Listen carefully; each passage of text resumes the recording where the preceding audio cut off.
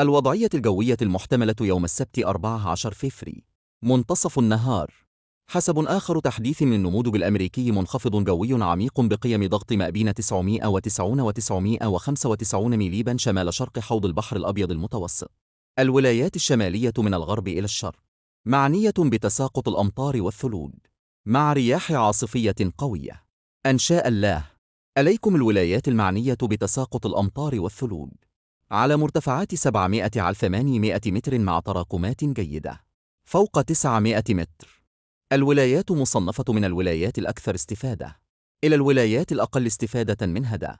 المنخفض: إن شاء الله، تيزي وزو، البويرة بالجاي، جيجل، سكيد، ميل، قسنطين، قالم، سوق أهراس، شباك الثلوج، جبال جرجر، تيكد، مرتفعات قسنطين، مرتفعات ألم، المدية البليدة، الجزائر العاصمة عين دفلة، برج باري، رصطيف، خنش البتني، أم البواقي. الثلوج: الشريعة الأطلس البوليدية، جبال الأورس، بابور، مارس، الطارف، عنابي، مستغانم، غليزا، معسكر، تسم، سيلت، سعيدة، وهران، عين، تموشن، تلمسان، الشلف. إن شاء الله. عم خير.